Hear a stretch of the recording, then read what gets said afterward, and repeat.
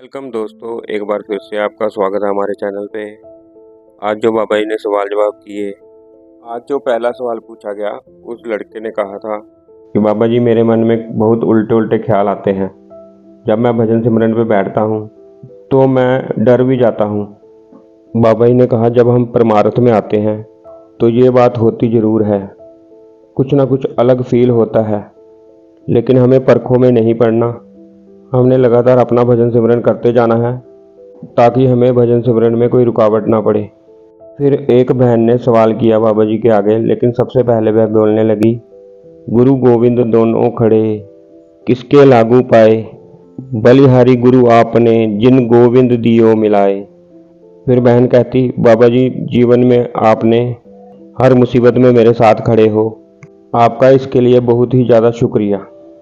फिर बाबा जी कहने लगे, बेटा ये जो कबीर साहब की तुक है ना, ये तो समझाने के लिए है। बाबा जी कहते हैं लेकिन असल में देखें ना तो मालिक से बड़ा कोई भी नहीं है, मालिक सबसे बड़ा है। ये कबीर साहब ने हमें समझाने के लिए ये तुक ली थी। बाबा जी कहते हैं बेटा हमें मालिक का पता नहीं है, तो गुरुजन हमारे बीच में आते हैं ताकि हम समझ सकें, और जो असल पहचान है ना हमें, वह गुरु के जरिए ही आती है। जब गुरु से हम नाम का भेद लेते हैं, उस नाम की कमाई में लगते हैं, इसलिए गुरु की बड़ाई होती है। सबसे बड़ा तो वह कुल मालिक है। फिर एक लड़के ने सवाल किया कि बाबा जी मेरे परिवार पे इतनी दया करना कि मेरे परिवार पे कभी भी किसी चीज़ की कमी ना आए, हमारी हर ज़रूरत पूरी हो और हमारी हर ख्वाहिश पूरी हो। बाबा जी ने कहा, बेटा मालिक अगर हमारी हर ख्वाहिश पूरी करने लग जाए तो इस संसार में तबाही मच जाएगी। बाबा जी ने कहा, अगर मन की एक ख्वाहिश पूरी करेंगे तो दूसरी ख्वाहिश आगे रख देगा, फिर दूसरी ख्वाहिश आगे रख देगा, कोई ना कोई ख्वाहिश आगे रखता ही रहेगा, तो ये नहीं हो सकता। फिर एक लड़की ने कहा कि बाबा जी मुझे कोई ऐसी शिक्षा दे दो, कोई ऐसी बात बोल दो जो मुझे सारी उम्र याद रहे। बाबा जी कहते हैं, बेटा वो कुल मालिक तो हमेशा हमें देता ही आया है और देता ही रहेगा। बाबा जी ने कहा, बेटा मालिक देता देता नहीं थकता, लेकिन हम लेते लेते थक जाएंगे। फिर बाबा जी ने कहा कि बेटा गुरु का मकसद ये नहीं होता कि हमें एक बहम से निकाले और दूसरे बहम में डाल दे। गुरु का मकसद होता है कि हमें सारे बहमों भरमों से निकाल के सच का रास्ता दिखाए। फिर एक बहन ने कहा कि बाबा जी जब मैं भजन सिमरन पे बैठती हूँ तो मेरी आंखों से पानी निकलना शुरू हो जाता है, मैं रोने लग जाती हूँ।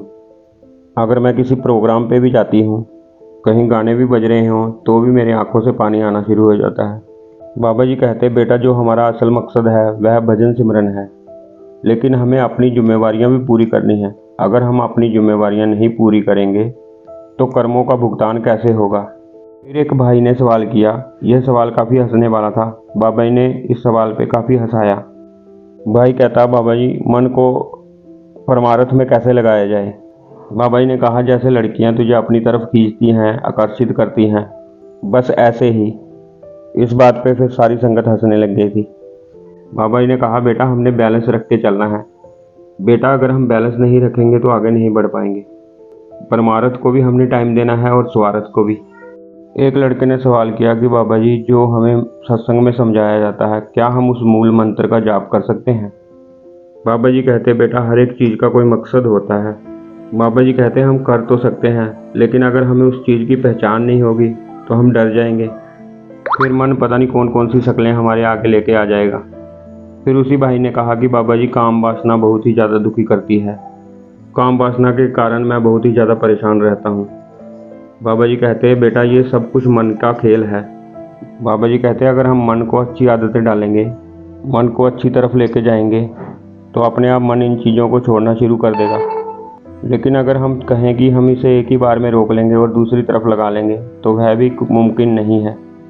अगर हम इसके साथ ज़बरदस्ती करेंगे तो ये फिर रिएक्ट करेगा, फिर उसका नुकसान भी हमें ही उठाना पड़ेगा। हमने इसे धीरे धीरे हटाने की कोशिश करनी है। जब हमें अंदर से रस आएगा तभी बात बनेगी। फिर बहन ने कहा कि बाबा जी क्या इंटरकास्ट मैरिज हो सकती है। बाबा जी ने कहा, बेटा मैं तो इनको समझा समझा के थक गया हूँ, लेकिन ये मेरी सुनते ही नहीं है। फिर बाबा जी ने कहा कि एक बात हो रहा है कि इन चीज़ों ने इनके ऊपर बहुत ज़्यादा इम्पेक्ट डाला हुआ है, इसलिए एकदम से ये चीज़ें नहीं जाएंगी, आहिस्ता आहिस्ता ही हटेंगी ये चीज़ें। फिर एक लड़के ने कहा कि बाबा जी हजूर जी is so cute. Baba ji ने कहा, हजूर is so cute, I am not cute. Baba ji ने पंजाबी में कहा, सवाल तू मेरे तू पुछदा है, क्यूट इन्हां नूं कही जाना है।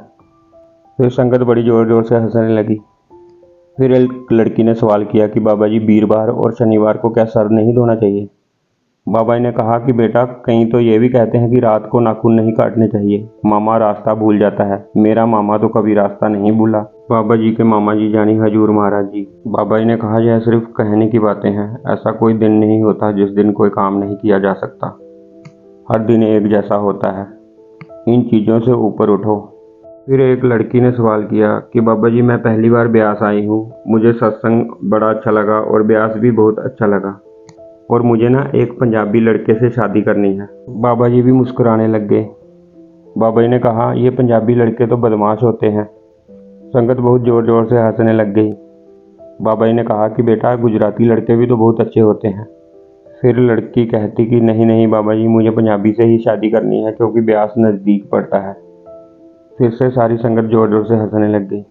फिर बाबा जी ने कहा कि हाँ जी दसो, है कोई कुंवारा? तो ये थे आज के सवाल जवाब। मालिक आपको हमेशा खुश रखे। पूरा वीडियो देखने के लिए आपका धन्यवाद। कृपया करके वीडियो को लाइक कर दें और चैनल को सब्सक्राइब कर दें।